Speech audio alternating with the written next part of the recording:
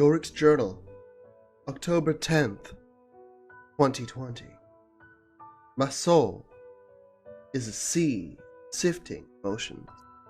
My heart heavy, and I desperately crave chicken.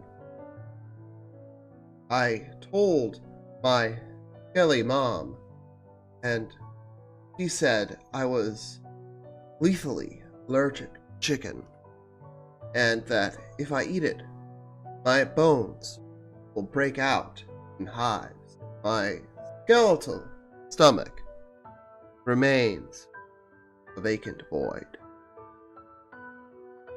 I think she's a few eyeballs short of a delicious pot pie.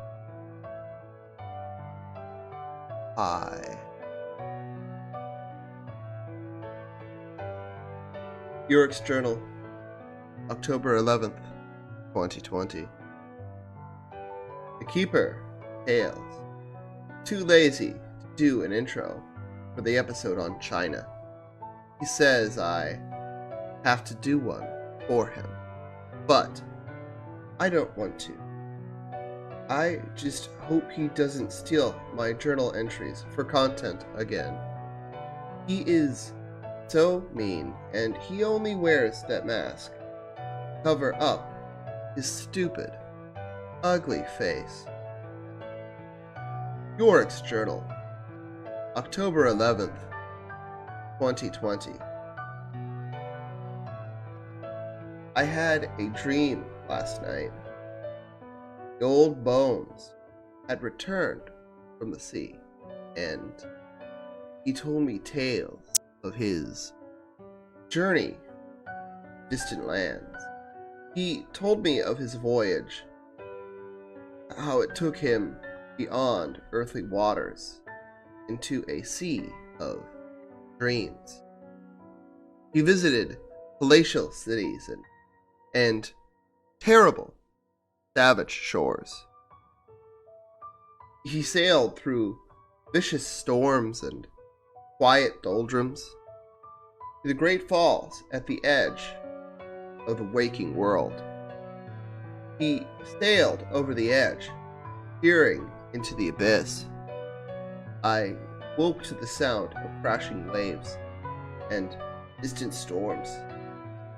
The only trace of the old bones to be found was the wreckage of an ancient vessel scattered upon the nearby rocky shore.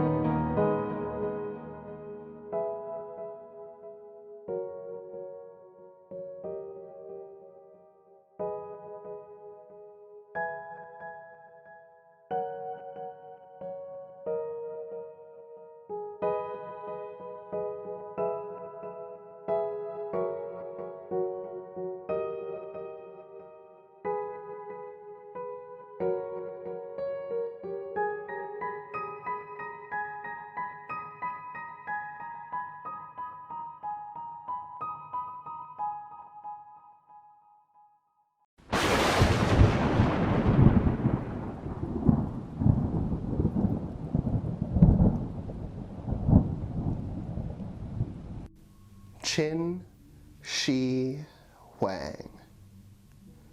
What is there to say? A Chinese emperor who united China for the first time, started the Great Wall, the the canal, and built countless palaces and entombed himself in China's most notoriously immortal state of grandeur. Ironic, really. He died while touring the country in 210 BCE. Upon his tragic demise, his eunuchs and ministers endeavored to cover up his murder for a number of months while his procession continued to tour the country. This was the brainchild of his prime minister, Li Si, or Grand Vizier, or shady advisor person, .jpg. He basically thought, well, if he just up and dies, and we're not prepared for it, well, there's going to be a riot, and that riot is going to be the entirety of China overthrowing his heir's own rule. So they kept it hidden, even from his own family, and definitely from the majority of the apparently very naive procession. They arranged to have the procession preceded and followed by carts of old, smelly fish, which apparently was both inconspicuous and effective at concealing the emperor's rotting corpse smell. This is weird, my dear viewers, but it is quite possible that the manner of the emperor's death is even stranger. Many said that his death was the wrath of the gods, a sort of a karmic retribution for being a tyrant. And make no mistake, Qin was quite brutal in his methods of uniting China. They don't call his rule a police state for no reason. However, it is also said that he died of a most peculiar poisoning. You see, Emperor Qin Shi Huang was obsessed with obtaining immortality. He sent out expeditions both by sea and by land in attempts to find and employ mystics who might inform the emperor of a method of immortality. None of them returned, of course, presumably because they could just wait for the emperor to die and return with their newly immortal selves and start a new life in the same country that they'd been forced to leave earlier. But we'll never know for sure. The emperor also made a handful of pilgrimages to the Isle of Zifu in search of a mystical mountain, the Mountain of Immortality. He presumably never found this either. He also employed a great many court mystics and alchemists and learned men, setting them to the effort of discovering the alchemical secret to eternal life.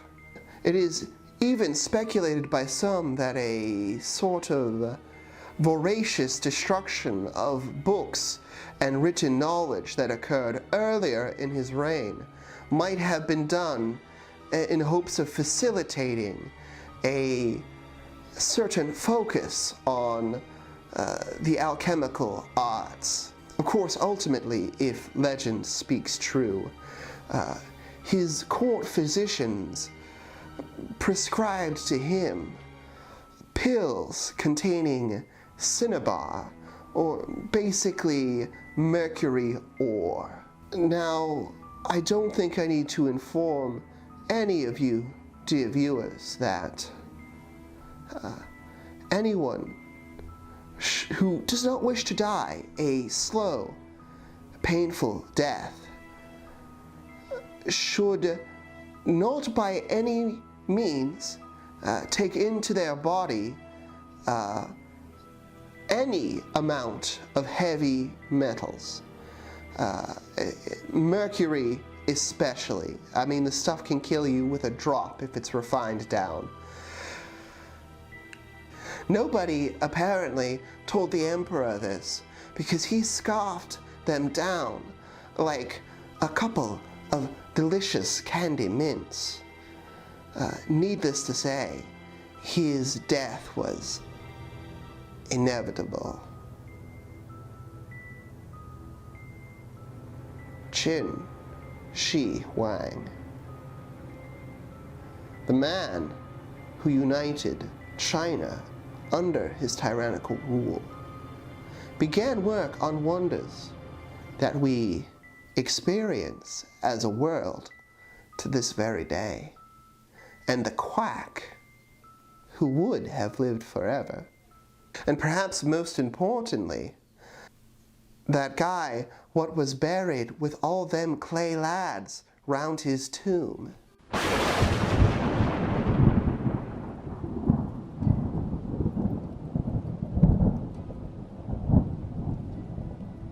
So today we're going to be talking about not a notable witch or group of witches, but rather we're going to be talking about a specific practice. We kind of did it with the Caribbean episode, but we're gonna actually do it today. All right, guys, we're gonna actually sit down and do the bit today.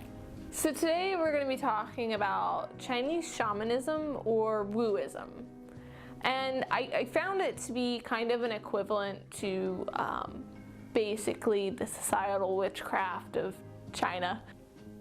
At least the Western conception of them is. Shamanism, paganism, witchcraft, it really, they have lots of the same pillars. They're just gone about in different ways. Yeah, like any other religion.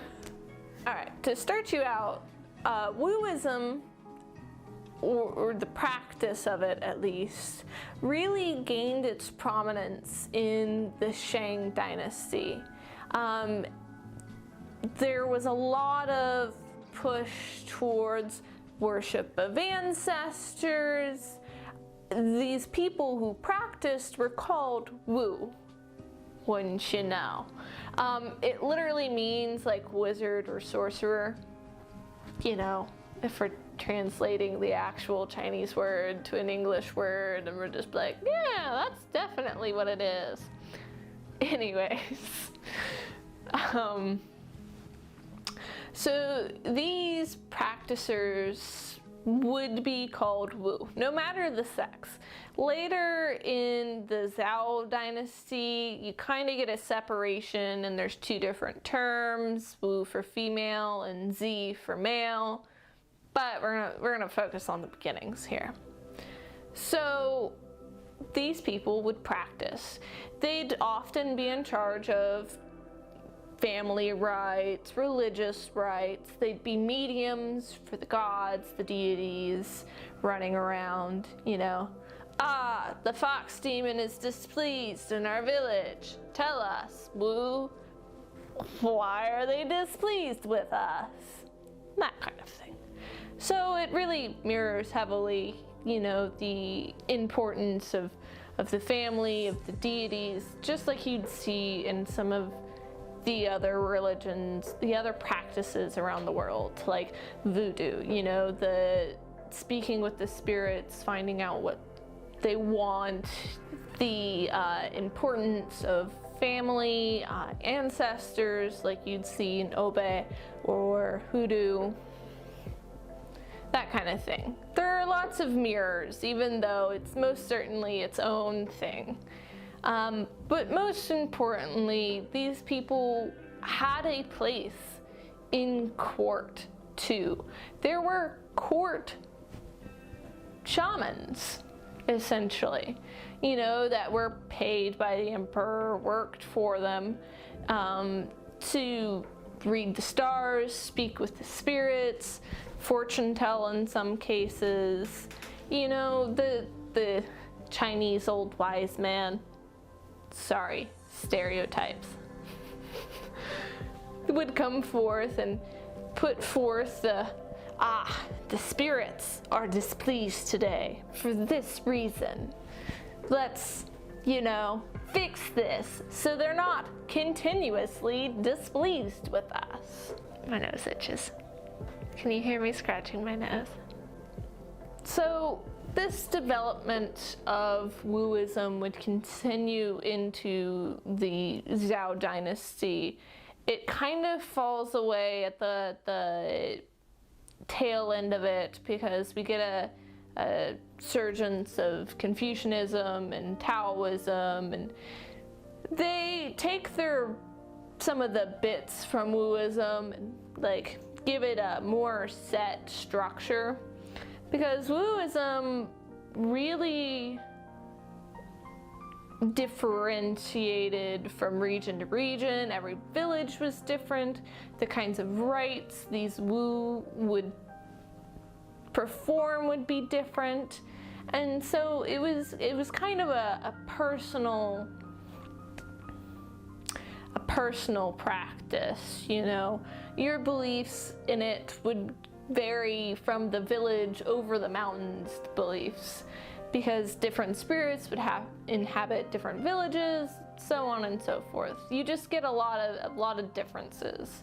So it's kind of hard to like set forth really straightforward rites and rituals that they would do, because everybody was different, but they all had the same basis, the same, you know,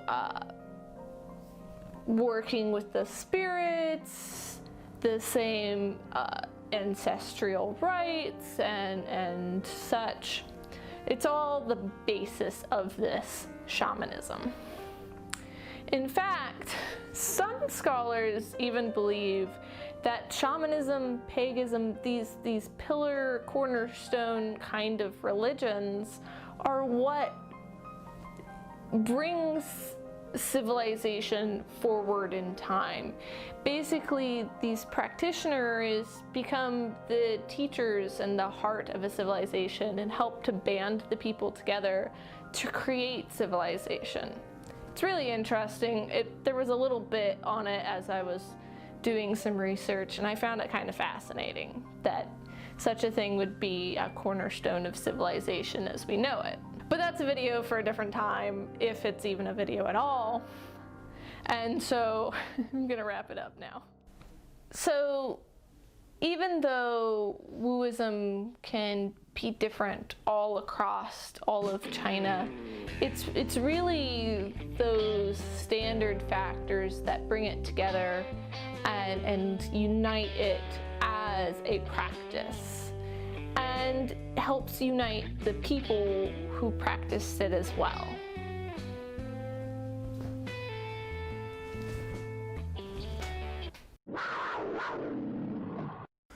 It's a bestiary, everybody come see some bees.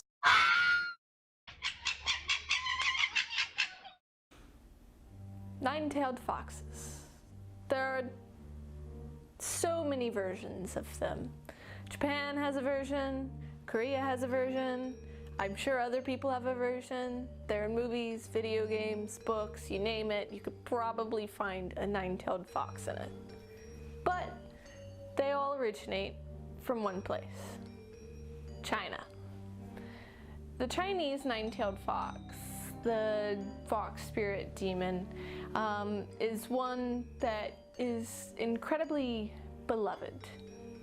So much so that there was a saying in the Tang Dynasty, where there is not a fox demon, there cannot be a village. That means there are a lot of fox demons out and about and around.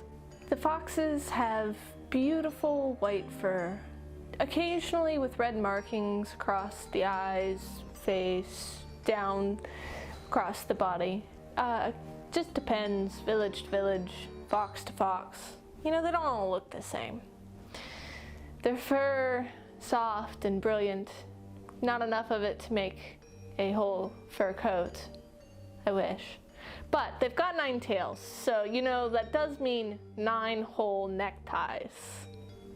If you wanted to wear a fox's tail as a necktie. Usually these lovely little foxes are just mischief makers. You know, steal a fish, accidentally light a bale of hay on fire. You know, general village mischief that could be blamed on the children. So much fun. Or acting as the bridge between heaven and earth. Typical village stuff, you know. That's why they're so pretty. Something that pretty can only be from heaven itself. Or if you piss it off, you know, then they grow 10 sizes and set your whole village on fire and then devour your family. I hope you weren't too attached. The fantastic 9-tailed fox.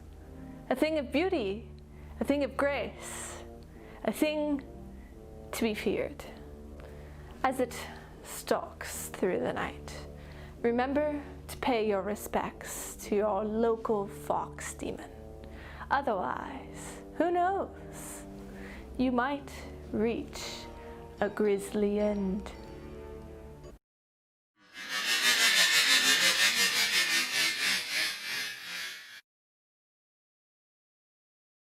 Oi! Oi, you! Yes, you! You should check out our Patreon page. Yes, bone puns. It's what you've come here for, is it not? But if you want to see future projects like these, featuring me, Yorick the Skeleton, you should really head on over. Just give me $1, please. Please, $1 to put some flesh on these old bones. I need some chicken. My scully mom, she won't buy me any chicken. I just want chicken, please. Please. Money for chicken. Just 50 cents. Just $1. If I get $1 for 5 of you, I could get a 5-piece chicken nuggets from Wendy's. Please. Please. Oh, please. Okay.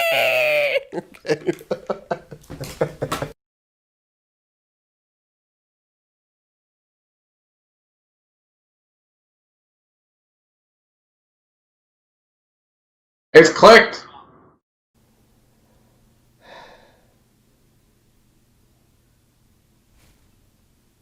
You're waiting for a more satisfying ending? Oh no. Nobody apparently told the Emperor any of this, because he scarfed them fuckers down like they were candy mints.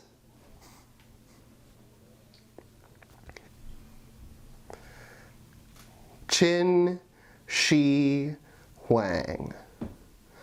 What is there to say? I forget my lines. You just looked at your lines. No, I remember my next line now.